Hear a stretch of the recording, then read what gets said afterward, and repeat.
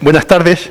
En primer lugar, pues agradecer al Ayuntamiento de Daimiel, que representados por su alcalde y concejala de Cultura, por esta nueva oportunidad que nos da a los investigadores, a los historiadores, de presentar aquí nuestros trabajos en estas ya sextas jornadas que ya se van consolidando. Y además, no es porque estar aquí, pero para mí son una de las mejores que hay en la provincia, porque son abiertas a todas las personas que queremos participar, son muy participativas, con casi 18 o 20 personas cada vez, y además abarcan todo el periodo histórico, lo cual es muy enriquecedora. También agradecer al Museo Comarcal, en Diego, que siempre nos ha tratado muy bien, nos hace aquí sentirnos como en casa, y además con su trabajo de coordinación, un poco no se conoce, pero que es muy sufrido y que siempre hace que todo esto salga bien. Y también, pues, en el libro que siempre se publica y también, pues, agradecer al público que viene y ya empezar ya, porque si no me voy a enrollar y se me va a pasar el tiempo. Bueno, pues nuestro trabajo se titula Espacios y manifestaciones religiosas de Daimiel en la primera mitad del siglo XVII. Y en él pues intentamos hacer una radiografía de los espacios religiosos de las dos parroquias y de las ermitas que había en Daimiel a través de dos visitas, de las visitas de la Orden de Calatrava, que se encuentran en el Archivo Histórico Nacional, la de 1607 y la del 33-34, donde aparecen esos edificios para conocer dónde estaban situados, cómo eran sí los altares que tenían, las cofradías que los gestionaban y un poco pues su economía. Y luego la segunda parte, las manifestaciones religiosas, que son las procesiones y que son muy importantes, las de la Semana Santa, que tiene una gran tradición aquí en Daimiel, las del Corpus y todas ellas. Bueno, vamos a empezar, pues, en principio, pues, hacer una introducción del momento.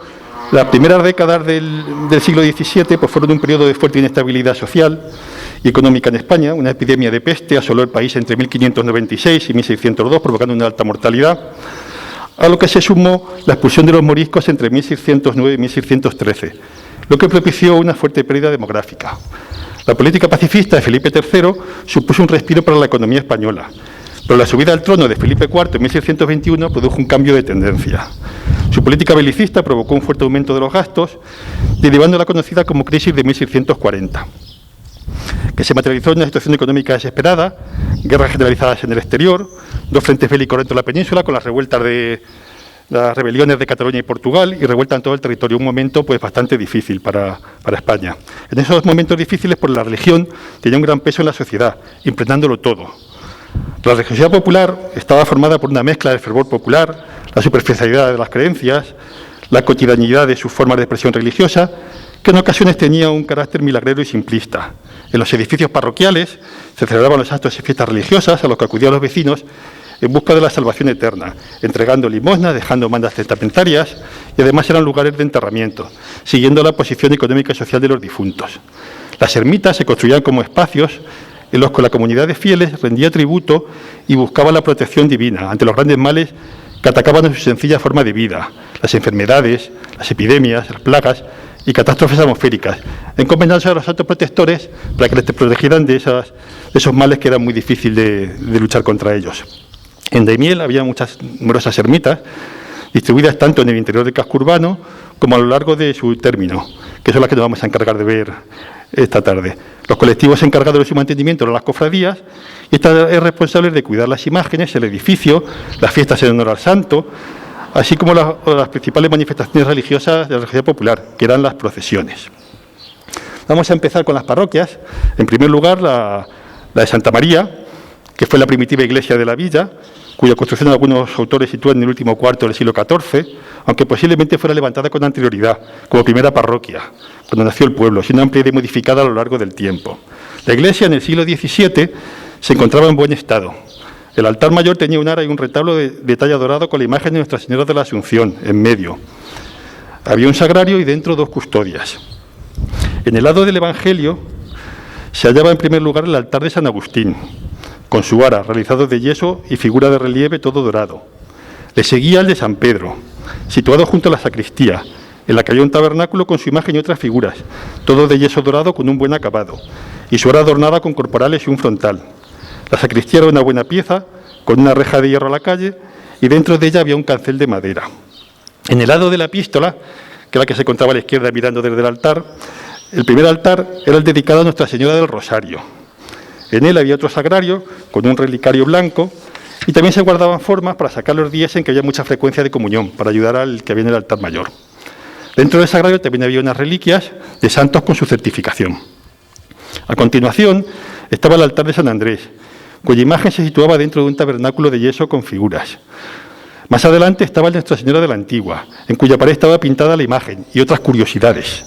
En este caso se había sustituido una imagen de bulto por pinturas murales, debido a su menor coste. Luego, a continuación, la pila bautismal se hallaba en su capilla, con su tapa, cerradura y llave. Contaba con un lebrillo de barro para echar el agua a las criaturas, y se fue sustituyendo por una porcelana de plata. En 1607 los visitadores ordenaron que se hiciera una pila para el agua bendita, en la entrada de la puerta situada en la parte del poniente, lo cual se cumplió. La iglesia tenía una tribuna a la que se accedía por una escalera enladrillada. Contaba con una reja que daba a la calle y dos que la hacían a la escalera. En 1633 estaba deshecha y derribada. El haberla deshecho, dicen, fue por ser muy antigua y estarse cayendo.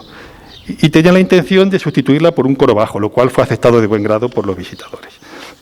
La torre se hallaba en mal estado, por lo que a comienzos del siglo XVII estaban reparándola. En 1633 vieron que las vigas se encontraban maltratadas y estibaban el tejado, por lo que ordenaron que se quitasen y pusieran otras nuevas. En el último piso de la torre había dos ventanas que salían a la parte del convento de las monjas franciscanas, las cuales mandaron que se tapasen. Dijeron, por estar indecentes y verse desde ellas a las monjas del dicho monasterio. Para evitar la tentación prefirieron taparlas y que no se acercaran a... La torre tenía 4 campanas. La iglesia contaba con un beneficio curado, que poseía una casa donde vivía el rector, así como el pie de altar. Y recibía fondos del comendador de Daimiel y también del de Manzanares. Las principales rentas de la iglesia procedían de sus tierras, así como de escrituras de censo, que eran unos préstamos que se hacían en aquella época, como tenía un sistema bancario, pues cuando reunían dinero de la iglesia lo prestaba a particulares y a cambio le entregaban unos réditos anuales. Y así ellos aseguraban unos ingresos estables. En 1607 el mayordomo de la iglesia, de Santa María, declaró un superávit. En cambio, 11 años más tarde, Juan Sánchez de Hernán Sánchez, que era el mayordomo, presentó unas cuentas deficitarias, previsiblemente por la realización de obras. Siempre que había obras de reforma, pues las cuentas iban un poco más ajustadas. Y en cambio, ya en 1631, pues la situación había mejorado y su mayordomo, Pedro Ruiz Avilés, pues presentó un superávit bastante importante. Ahora vamos a pasar a San Pedro. El fuerte aumento económico y demográfico que hubo en la primera década del siglo XVI provocó que Santa María pues, se quedara pequeña, por una población que superaba los 1.300 vecinos, y entendiendo vecinos como familias. Habría que multiplicar por 4 y medio ese número para encontrar los habitantes que había. Entonces, en 1542, Carlos I concedió licencia para edificar una nueva iglesia parroquial, que en 1563 se constituyó dedicada a San Pedro. En el siglo XVII estaba prácticamente terminada. Tenía el cuerpo bien acabado, 2 púlpitos de yeso, el altar mayor tenía un sagrario nuevo, dorado, y una ara decorada con un frontal. El Santísimo estaba en una custodia de plata blanca. Junto al altar mayor, en el lado del Evangelio, se hallaba el altar de Santa Catalina de Siena, con un retablo pequeño dorado, y en medio la imagen de la Santa. Más adelante, en el mismo lado, había otro altar, con la vocación de San José y Nuestra Señora, con un tabernáculo de madera dorado, y en medio un sagrario con el Santísimo Sacramento, sino también un altar comulgatorio, que ayudaba, como pasaba en Santa María, cuando había mucha afluencia de fieles. En el lado contrario del de la epístola se encontraba el altar de San Gregorio y Nuestra Señora, con un retablo de madera y media talla, al que seguía el de Nuestra Señora y los 2 Juanes, con otro retablo donde estaban las esculturas de su vocación, así como otras imágenes, todo un retablo de pincel y media talla. La sacristía se había hecho nueva y es muy grande y buena, con una puerta por la que se accedía a un huerto, una ventana grande y con una reja de hierro. La pila bautismal tenía su tapa de madera con su cerradura y llave. En una alacena, situada junto a la pila, estaban las crimeras de plata para el santo óleo, los libros de bautismos, desposorios y velaciones. Y la torre estaba acabada, aunque no tenía chapitel, mandando que cuando hubiera caudal para ello, pues se rematara. Ahora vamos a pasar a las ermitas, que son otros edificios muy importantes y que había una gran cantidad de ellas. La primera que vamos a hablar es la de San Antón, que era el protector de los animales. Como he dicho, buscaban siempre protección los fieles en estas ermitas con los santos. Es una ermita muy antigua y se encontraba dentro de la villa, en una plazuela con su nombre, que todavía conserva, la ermita no, pero la plazuela y el nombre sí. Era un cuerpo de iglesia con el techo cubierto de ripias y tirantes labrados y una capilla en cuyo interior se situaba el altar. Delante de la misma había una reja de madera. En la pared del altar había un tabernáculo con la imagen de Nuestra Señora de la O. En el lado del Evangelio estaba la imagen de San Antón y en la epístola Santa Marina. En un rincón al lado del Evangelio había también un Cristo crucificado y en medio del edificio había otro altar con la imagen de San Blas en un tabernáculo. Como vemos, había muchos santos en los que dividir las devociones del pueblo. En una pared se había pintado la figura de San Lázaro y el rico avariento, aunque los visitadores mandaron que se borraran por estar indecentes. Muchas veces se ha creído que las pinturas estaban encaladas, muchas pinturas que han ido apareciendo en la actualidad, por motivos sanitarios, y no es así. Era más bien por un cambio de modas.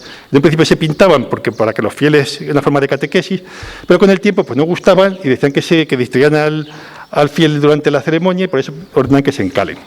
Y veremos que eso es muy recurrente. También los visitadores ordenaron que se quitasen las gradas del altar y lo dejaran bajo. Un Dios Padre que estaba en el lado de la epístola, ese sí se debía pintar de nuevo, porque era una imagen más importante, y aderezar las tías de la campana y retejar el edificio. La cofradía tenía 11 censos, también que había ido prestando dinero, lo que le aseguraba un ingreso regular, y su economía estaba saneada. Su mayordomo, López de Maribuena, presentó en 1607 unas cuentas con un importante superávit. La siguiente ermita, la de San Sebastián, era santo protector contra la peste. Era un santo con una gran veneración. En la provincia, un 70% de los pueblos de Ciudad Real tienen una ermita dedicada a San Sebastián, y los que no, pues le habían hecho un 23% del resto, le había hecho un voto colectivo. La peste era uno de los grandes problemas, una de las grandes enfermedades que acuciaban a la gente. La ermita ya aparecía citada en las visitas de finales del siglo XV, dentro de la villa, en la calle de San Sebastián, que también se conserva. La calle era un cuerpo de iglesia con una reja de madera en medio, tenía un altar con la imagen de San Sebastián de bulto, y en las paredes había pinturas de santos. En 1607 los visitadores mandaron que se llenaran las gradas, de manera que quedara el altar parejo con el suelo, y se hiciera otro nudo en medio, dejando vacíos los rincones. Además, debían poner una imagen que tenían de Nuestra Señora, que era muy antigua, en el hueco del altar, y encalar todas las pinturas. Vemos cómo vuelven a lo mismo. En medio de la iglesia había otro altar dedicado a Santa Lucía. Hacia la parte del sol había un portal en buen estado. El hastial de la puerta estaba mal, se habían abierto las paredes y era necesario también repararlas y retejar el edificio. Y junto a la ermita pues había una casa para el santero. La cofradía tenía también 10 censos y los tenía hipotecados con tierras y con una viña parral para que en caso de que no se pagara la renta anual, pues quedase confiscar el bien. En 1633 contaba con bienes, ornamentos para decir misa y el edificio se encontraba en muy buen estado. La siguiente ermita, vamos a ver, la de Santa Quiteria, era la protectora contra la rabia, que era otra enfermedad también entonces que afectaba mucho a la población. Se hallaba en el interior de la villa, junto al castillo de Santa Catalina, donde en la actualidad están las calles Castillejos y subida al castillo. Era un cuerpo de iglesia con pollos alrededor, que también era algo muy recurrente. Los fieles muchas veces, en vez de sentarse en la silla, se sentaban alrededor en los pollos que había alrededor de las ermitas. Tenía 2 altares, uno dedicado a la Santa y otro que estaba de cara a la puerta, en el que se encontraba Nuestro Señor con la cruz a cuestas. Sus bienes se limitaban a una carta de censo y a una viña, por lo que la cofradía esta tenía déficit, muchas veces gastaba más de lo que ingresaba. Otra ermita era la Veracruz.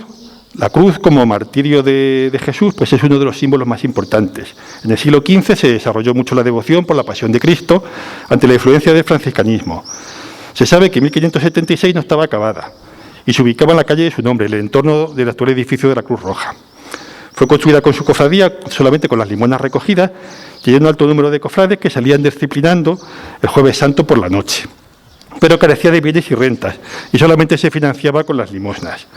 Esta escasez de ingresos provocó que el edificio estuviera descubierto y maltratado en ese momento, en alguna de sus partes, y se mandó que con la mayor brevedad se reedifique y se ponga decente. Y ordenaron al mayordomo y a los oficiales de la cofradía cobrar las limosnas y mandas testamentarias, y que buscaran el aumento de estas apelando a la devoción de los fieles. Ahora pasamos a la ermita de San Juan, que era una casa que se tenía por mezquita, cuando el pueblo todavía habitaba los moriscos. Era conocida como Mezquita Nueva, se había levantado en la primera década del siglo XV, no era la antigua mezquita. En 1509 fue confiscada y con posterioridad se acabó convirtiendo en ermita consagrada a San Juan. Estaba situada en la calle de su mismo nombre y sus ruinas hasta hace muy pocos años gente que sea mayor puede que todavía las recuerde. En 1607 los visitadores la hallaron buena y sin necesidad de reparo y el altar decente y todo lo necesario para decir misa. Su último mayordomo también había declarado un desfase en las cuentas, por lo que también aquí gastaba más de lo que recaudaban. Y le recomendaron que tenga cuidado del ornato y reparo y se tomen las cuentas con claridad. San Roque era la siguiente ermita, era el santo protector contra la peste. Sabemos que necesitaron 2 santos para protegerse contra la peste, lo cual era un problema muy grave. La ermita fue edificada en la década de los 30 del siglo XVI, como consecuencia de unas pestilencias que hubo en la villa. En el altar había un tabernáculo de madera y dentro la imagen del santo. Y en mitad del edificio otro altar dedicado a San Gregorio y San Jorge. Los visitadores se encargaron que se quitasen las 5 gradas que había en el altar de San Roque, de manera que quede una sola, haciendo lo mismo con el de San Gregorio y San Jorge, con el objeto de ensanchar la ermita. Buscaban que fueran espacios más abiertos y pudieran entrar mayor cantidad de fieles, en vez de estar lleno de escalones y de recovecos. En la actualidad también se conserva, aunque muy modificada. Otra ermita era la Santísima Trinidad y Caridad, que se encontraba junto a la plaza pública, como se llamaba entonces a la Plaza Mayor. Era un cuerpo de iglesia y tenía un altar decente, y sobre la puerta de entrada una campana. Tenía también 5 escrituras de censo, que eran sus únicos bienes, y los gastos también en este caso pues eran superiores a los ingresos.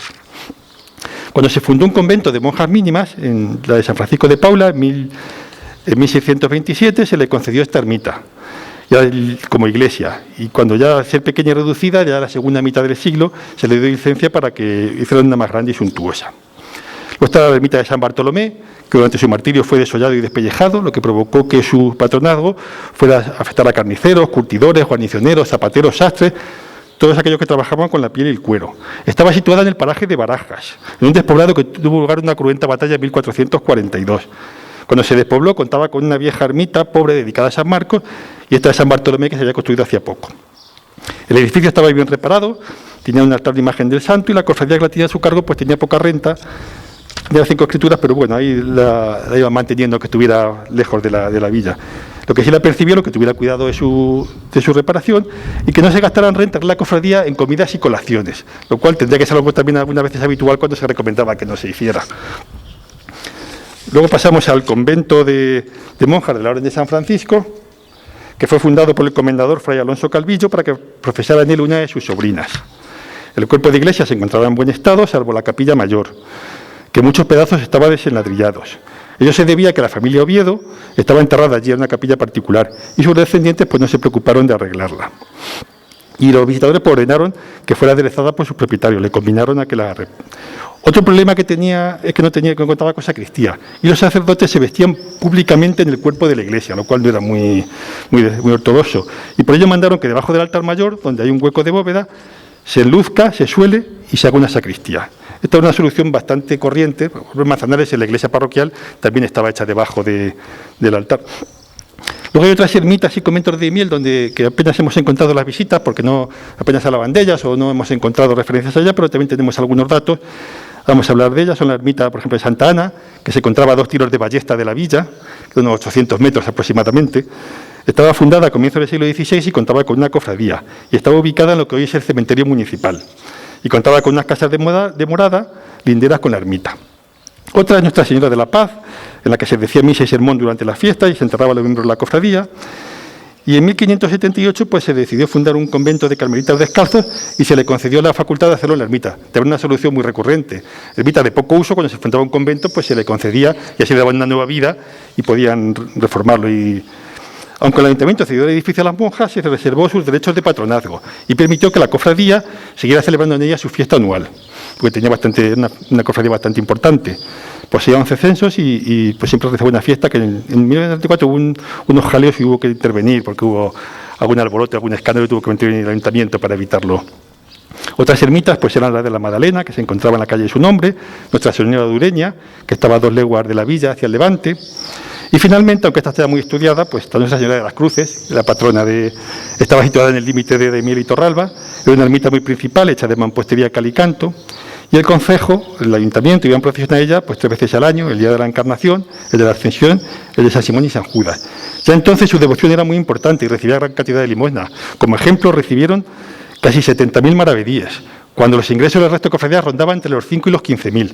Vemos ya la diferencia que había y la devoción que había en el pueblo con la Señora de las Cruces.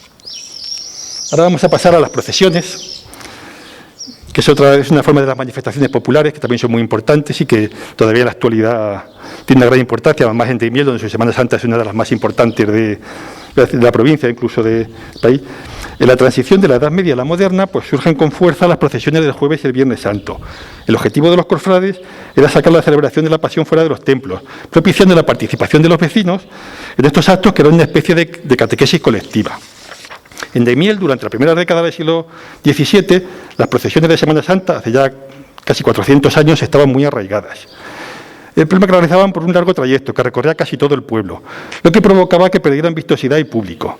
Cuando los visitadores calatravos llegaron de 1633 al pueblo, reconocieron que las procesiones se habían hecho, literalmente, por partes y calles remotas y largas, que causan que las procesiones se quiebren en la mitad del camino y no asistan con las insignias, lo que van a acompañar por sendas largas. Con el objeto de remediar esta situación, dictaron unas normas para regularizar su recorrido y recuperar su esplendor. El Jueves Santo, la procesión de Jesús Nazareno salía de la ermita de Santa Quiteria y debía ir desde allí, por donde es costumbre, bajar hasta la parroquia de Santa María, continuando hasta las monjas mínimas de San Francisco de Paula y desde su lugar a San Antón y a la parroquia de San Pedro. El camino de retorno debía hacerse por la calle de Doña Bernarda de Mora a San Antonio de Padua, para continuar por la calle Almagro, creo que es la actual Don Tiburcio, parece que es. Y por donde es costumbre, para que vuelva a la ermita de Santa Quiteria donde comenzó. En ese momento la cofradía de Jesús Nazareno ya contaba con un estandarte de damasco y otro de lienzo morado y 2 cetros con los que acompañaba la imagen. La siguiente procesión, que salía el jueves, pero ya más tarde por la noche, era la de la Santa Veracruz, que salía de su ermita. Y debía marchar por itinerario, según dictaron los visitadores, por el itinerario acostumbrado hasta la parroquia de San Pedro, pero no debía subir hasta la ermita de San Sebastián, sino que vuelva por donde más pareciera convenir a entrar a la plaza pública de la villa y a la iglesia parroquial de Santa María, y vuelva por la calle de Arenas, que todavía conserva su nombre, hasta la ermita de la Veracruz en la que había iniciado. Luego el Viernes Santo, la procesión que había era la de la Soledad de Nuestra Señora, cual salía de la ermita de San Antón, y debía ir hasta la parroquia de San Pedro, y desde allí vuelva a San Antonio de Padua y a la plaza pública, dicen, y a la parroquia de Santa María, y por donde es costumbre vuelva a acabar a la ermita de San Antón. Buscar un itinerario más por el centro y que evitara, como incluso en la actualidad pasan algunas procesiones, que al ser muy largas, pues la gente se... en cuanto a las procesiones, pues la de Jesús Nazareno, las cofradías de las procesiones, tenían una imagen de Jesús con la cruz a cuestas, en la ermita de Santa Quiteria, declarando en 1606 su mayordomo, Juan Ruiz Moreno, la posesión de un estandarte morado, siendo conocido en la actualidad ya como los morados. La otra procesión, que salió el jueves por la noche en la ermita de Veracruz, contaba con numerosos cofrades que iban disciplinando.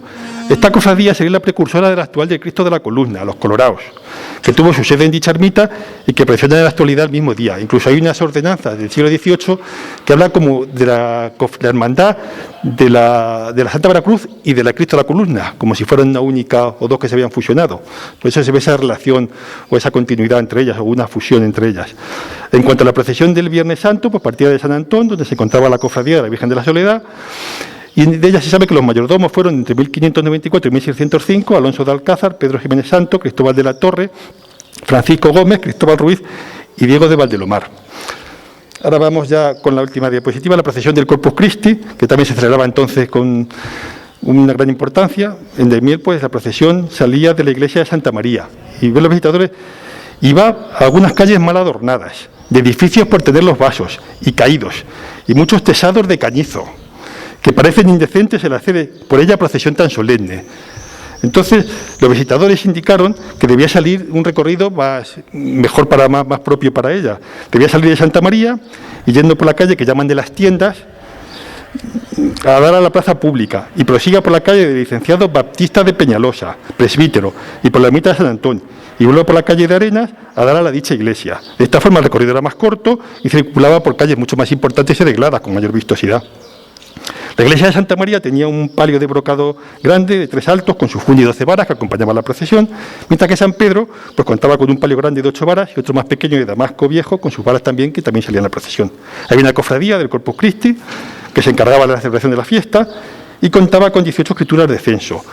Le aseguraba una economía muy saneada, no llegaba a gastar ni siquiera la mitad de los ingresos que recibía. Luego también había otras procesiones por votos, rogativas, como se siguen haciendo en la actualidad, cuando hay sequías o cuando hay... Y los visitadores regularon que las procesiones de estos votos dijeron rogativas temporales, por temporales, falta de salud, o que se hacen por órdenes de su santidad o de su majestad, cuando había una boda real o nacía un infante, por guerra, cuando había una victoria o por cualquier otra ocasión. Debían comenzar en la iglesia de Santa María, por ser la más antigua, acudiendo a ella al rector y el cabildo de clérigos de San Pedro, junto a la cruz de dicha parroquia. Se debían nombrar comisarios para que, de acuerdo con el rector, el párroco de Santa María, se disponga allí la forma de la procesión. Cuando se trajese a Nuestra Señora de las Cruces o de la Paz para rogativas, como se sigue haciendo en la actualidad, pues se debía hacer de igual forma. Y el tiempo que dichas imágenes estuvieran en la villa, el gasto de cera sea a costa del concejo, del ayuntamiento o de las limonas de los vecinos, para evitar cargar a estas cofradías y que al final su economía pues se resintiera. También cuando se hiciera una segunda procesión, esta debía comenzar en San Pedro. Y dijeron, por quitar disensiones, mandamos que eso se guarde y se cumpla. Y cuando se hicieran rogativas, la primera y tercera procesiones saldrían de Santa María, y la segunda, y si viene una cuarta, por de San Pedro. Así evitaban que hubiera conflictos entre las dos parroquias.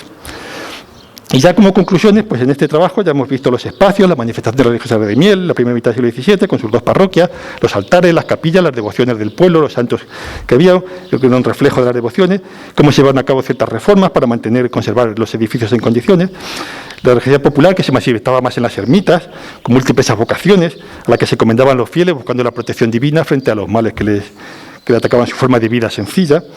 Y además también las procesiones de Semana Santa, Corpus y los votos y rogativas, que ya en aquel momento, hace 400 años, pues tienen un gran peso en la sociedad del pueblo, que todavía se mantienen igual en la actualidad. También se nota pues, la influencia de la Orden de Calatrava, que era muy importante en esos momentos, que se manifestaba en el control de los visitadores, que se encargaban de controlar la administración y gestión de las iglesias, de la ermita, la vigilancia y supervisión de los mayordomos para que no hubiera fraudes, y también la supervisión de las manifestaciones religiosas, para evitar que hubiera conflictos entre las distintas parroquias, entre las distintas cofradías. Y bueno, con esto pues hemos expuesto un poco pues cómo eran los espacios y estas manifestaciones religiosas de Miel en ese momento porque de hace ya casi 400 años, que a lo mejor no es todo lo conocido que debiera. Muchas gracias por su atención.